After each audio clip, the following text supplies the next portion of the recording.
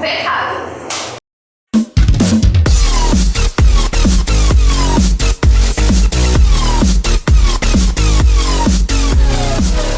Está presente, Camila?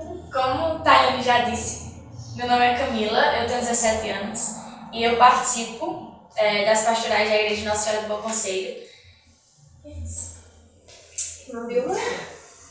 Sou uma missionária carmelita, da família carmelitana, congregação fundada aqui em Princesa Isabel, mas sou de origem paranaense, sou do Sul, estou no Nordeste há 35 anos, vim como aspirante, vocacionada, e já me engajei na vida missionária das irmãs, já morei em Princesa Isabel várias ocasiões e mais uma vez estou por aqui. E é um prazer estar com vocês, conversando um pouco, trocando algumas ideias. Eu não sou doutora no assunto, mas a gente sempre procura partilhar um pouquinho daquilo que a gente sabe, que a gente entende. E eu acredito que a gente vai poder trocar algumas ideias. Mas é um prazer estar aqui. Prazer também. Então, para começar o tema, vamos começar com uma perguntinha que eu gostaria que vocês respondessem dessa opinião de vocês. Que é, qual a definição de pecado? Para cada um que começa? Bem, pra mim, eu acho que pecado é quando você toma atitude sobre algo que você sabe que vai te afastar de Deus. Por exemplo, como Adão e Eva. Eles sabiam que não podiam comer o fruto proibido, porque isso faria com que eles se afastassem de Deus, e não o contrário. Não Deus se afastar deles, mas eles se afastarem de Deus. E eles sabiam que era proibido, mas mesmo assim, Eva comeu o fruto. Então eu acho que a gente faz muito ainda isso hoje. A gente sabe o que afasta a gente de Deus e o que aproxima. Só que a gente ainda continua tomando as velhas atitudes e cometendo os mesmos erros, fazendo com que isso magoe o coração de Deus. Então eu acho que pecado para mim é você magoar a Deus, afastando ele de você.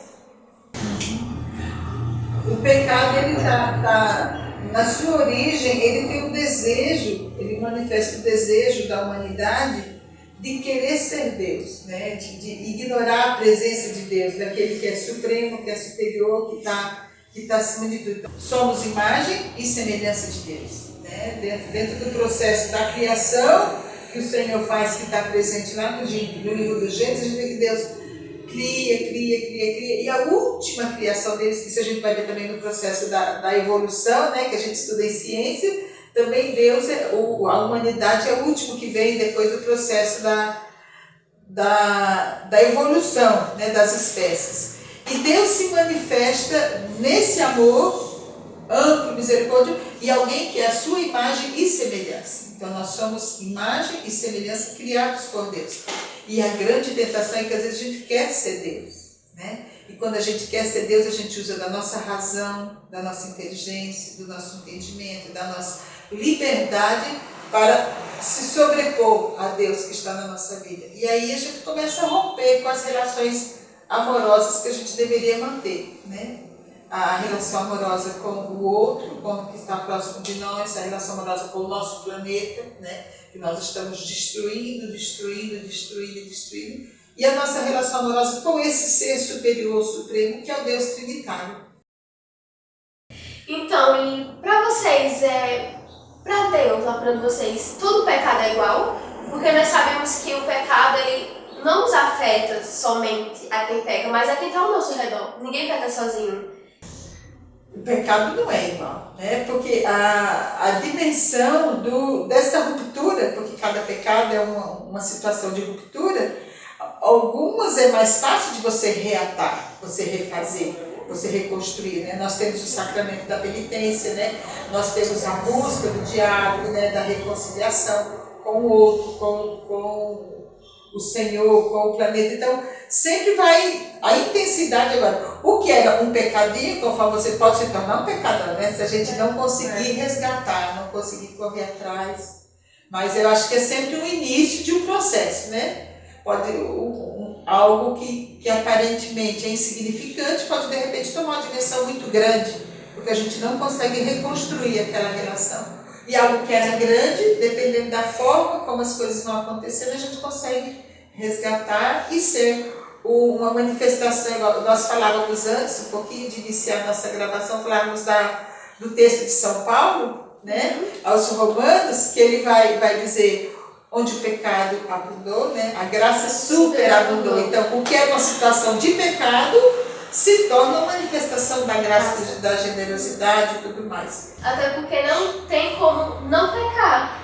Porque somos pecadores, então dependemos da misericórdia do Senhor. Então, independente de ser pecadão ou pecadão, acaba afetando a gente e o outro, sempre temos a chance de voltar. Sempre temos a misericórdia. Então, eu queria que vocês me partilhassem um pouco sobre pecado capital. Por que ter essa definição de pecado e pecado capital? Por serem mais comuns ou por serem piores? Não são os piores, né? São aqueles que fazem mais parte do cotidiano e que é possível se reverter de uma forma mais favorável, mais fácil, né? E dentre eles nós vamos lembrar que o pecado da gula nos nossos dias de hoje, né? Eu sofro disso. Né? O pecado da gula é um desafio. Principalmente porque a gente tem muitos atrativos, né? Principalmente os alimentos pré-fabricados, essas coisas, né? E aí nós terminamos destruindo muitas vezes a nossa saúde em função de uma alimentação que não favorece, não ajuda. E quando isso ainda é desenfreado, que você come compulsivamente, não consegue ter o controle sobre isso, assim, mas por que isso é pecado? Né? Porque está destruindo a vida, né? Está quebrando, né, a harmonia do seu corpo, você está cometendo uma violência com o seu organismo, você está indo além daquilo que você deveria, né? Porque a comida é um prazer, né, minha gente? Ficar pra nós. E tem umas comidas que, ai meu Deus, né? Pior pecado. Mas aí a gente se segura. Né? Às vezes. Outras tenta. Por exemplo, a inveja, que não é muito comentado, né? Porque é difícil a pessoa admitir que sente inveja. Não vê isso como um sentimento natural, porque estamos expostos ao pecado, né? Porque temos essa noção de querer sempre ser melhor e buscar mais. E quando encontramos alguém que tem algo diferente, queremos achar aquilo. Agora, o terrível é porque a inveja leva a uma competição. Né? E quando você quer sempre diminuir o que o outro faz, né? Isso lhe sobressair, e se colocar acima e competir. E aí, mais uma vez, vou falar de uma palavra que para mim é o fundamento de tudo, é o equilíbrio. Né? Você quebra o seu equilíbrio, você quebra a harmonia que está em você, observando o outro, olhando o outro, analisando o outro, e o tempo todo tentando diminuir o outro, destruir o outro para que você esteja bem. Então a sua harmonia é quebrada, você não consegue ter o seu equilíbrio, o seu bem-estar olhando para você. Você tem um desejo sempre de olhar para o outro, diminuir o outro, acabar com o outro. Então eu estou bem. É um pecado, né, minha gente? Não tem como. Até porque Deus criou cada um de um jeito e Ele tem um caso especial por cada um. Então quando você sempre inveja do outro, você está ofendendo a obra de Deus, que é você. Porque Ele criou você com o seu jeito, com seus defeitos, com suas qualidades, seus dons. Então, você está ofendendo Deus do mesmo jeito, por isso que é pecado. Aí, lembro também que a gente também vai ter o pecado da avareza, né? Que é o contrário da ambição, do desejo de crescer muito, porque é aquilo que você fecha para você, né? E aí, quando você usa dos bens que você tem acesso para trancar, para acumular, e não mais para o equilíbrio das suas relações, né? Beleza, é tipo egoísmo? Né? É um tipo de egoísmo, né? Vai ser um dos sintomas do egoísmo, né? Vai estar unido a isso. E às vezes você tem os bens, mas você não consegue colocar a serviço, não consegue promover o outro, não consegue vivenciar. É contrário à prática da justiça, da solidariedade. E o capitalismo gera isso na gente, porque a gente muitas vezes tem um desejo muito grande de acumular, trancar, guardar, e esquece que os bens estão a serviço do bem-estar. Até a questão de ser cristão, que muitas pessoas às vezes não servem ao outro. Deus dá um dom especial e não quer partilhar porque é meu. Então Deus me deu, às vezes nem vê como Deus me deu, nasci com isso, não é meu. Então acho que às vezes leva muito egoísmo também, né? Você não querer dar aquilo que Deus te deu para o outro também. E aí às vezes isso também, a gente traz isso também da nossa família. né? Sem perceber, você pega isso como um valor e não percebe que ele tá quebrando, tá rompendo, né? E a luxúria vai ser o extremo, né? Que vai lá para outro campo, né? Que é o outro pecado capital, que vai ser a luxúria, porque às vezes você entra no extremo de abafar, aparecer, provocar inveja. Aí você já não inveja, mas fica que os outros têm inveja de você, né? E aí você vira uma vitrine de loja, uma árvore de Natal que está enfeitada o tempo todo ali naquela supremacia, mas só que é uma ilusão, né? E você vive para isso, né? Nunca é suficiente. A questão do pecado é essa, que você sempre vai querer fazer porque não vai lhe preencher, você vai... E são prazeres passageiros. Sim. O pecado, ele causa um prazer carnal. Então você vai estar sempre querendo fazer. E, irmão Vilma, a gente queria saber um pouco sobre a questão do pecado da preguiça, por exemplo. Ai, a preguiça é um pecado É grande, pior, meu pura Deus, preguiça. olha, é um vício. A preguiça, quando alimentada, ela toma conta da gente, né? E a gente tem que ser forte, né? Para dizer, show preguiça, né? É verdade. Porque nós somos, e hoje com o processo que nós temos da informatização, da tecnologia e tudo mais, então nós estamos nos tornando seres muito passivos. Então cada vez a gente está perdendo muito a dinâmica da nossa capacidade de produzir, de fazer, de articular, de visitar, de estar com as pessoas. E com isso, sem perceber, nós vamos entrando num condicionamento. Eu entendo assim, as tecnologias, elas nos pegam e botam no bolso, e a gente fica ali, a gente não percebe que a gente está sendo alimentado dentro de uma preguiça da nossa dinâmica, da nossa capacidade de ser. E a gente vai... Até para a nossa vida de oração também, né? Também. Porque a gente fica com preguiça de rezar, fica com preguiça, porque é como se a gente não tivesse controle sobre nós mesmos. Por exemplo, na questão da tecnologia, como a senhora falou, a gente gasta horas usando uma rede social, só que não tem um tempo para rezar um terço, porque a gente não consegue equilibrar isso na nossa vida. Aí, por exemplo, a gente tenta ter na questão de encontrar prazer em estar em rede social, mas não encontrar prazer na oração.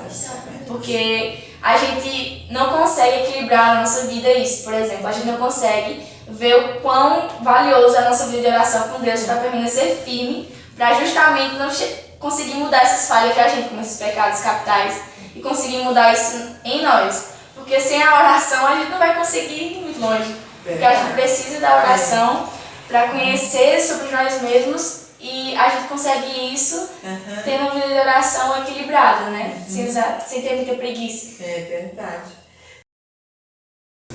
E algo que eu acredito que nos corrompe muito é a questão da ira também. Porque muitas vezes a gente se estressa com coisas mínimas. E isso faz com que a gente tenha ódio de algumas pessoas que erraram com a gente. Porque nós não conseguimos, por exemplo, ver que aquela pessoa ela vai errar com a gente, ela vai falhar com a gente uma vez pelo menos. Porque nós somos humanos, então estamos propícios a isso. E é engraçado, Camila, porque a gente percebe assim que são pecados que vêm da cabeça quente, né? E da dificuldade que a gente tem depois de reconhecer a fragilidade da gente. Então, toda vez que a gente esquenta a cabeça, que a gente faz uma bobeira, né? Faz alguma coisa assim, a gente depois tem uma dificuldade enorme de reverter aqui, né? Então, eu acho que antes você falava um pouquinho, atrás você falava da questão da oração, né? E eu penso que a oração é uma ótima conselheira quando a gente deixa a ira, a raiva, o ódio tomar conta da gente, porque a gente tem que ter a consciência de que nós somos senhoras, né? Nós somos senhores das nossas atitudes, das nossas situações. Então, marcar bobeira, né? Pisar na bola, a gente pode fazer isso. Acho que a gente não pode alimentar, né? Porque a dimensão do pecado, ela passa pela consciência e pela intenção. Então, se a gente não tem intenção, tem consciência, mas você vai, enxerga e consegue reverter o quadro, consegue fazer um processo de mortificação, porque ser capaz de ir, puxar o diálogo, conversar, pedir desculpa, matar a verdade, o ego que está dentro da gente. Então isso vai fazer a gente ir resgatando.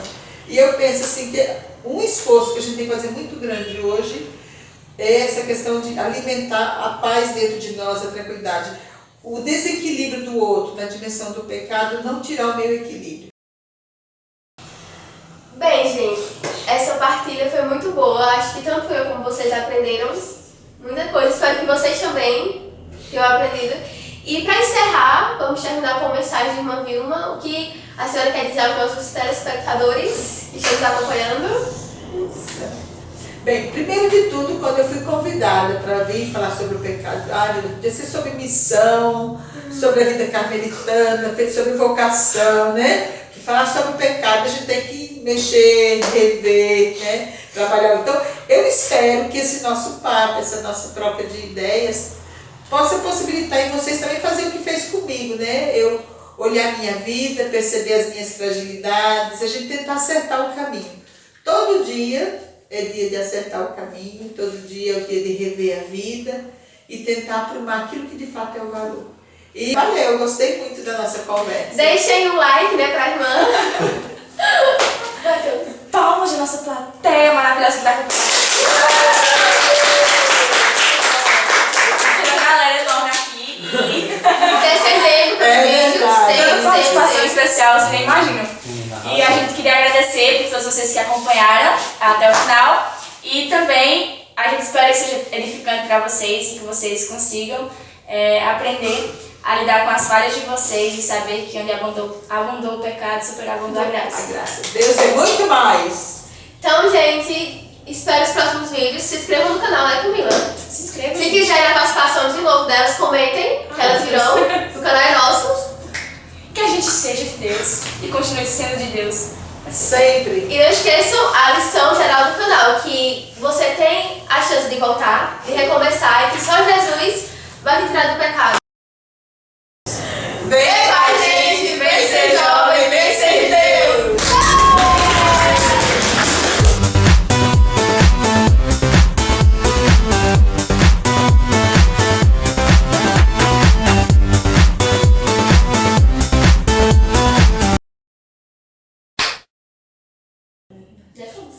É isso aí. Só você embaixo. É isso. Corta. É quase pecado, não falar mais.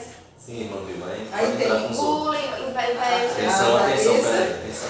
Né? Avareza. A avareza, a ira, a preguiça, o orgulho. Então, vale de preguiça, minha gente. Preguiça é tenso, Você viu? pode ir citando os outros. Certo. Atenção, pode ir. Vai. 1, 2, 3 e...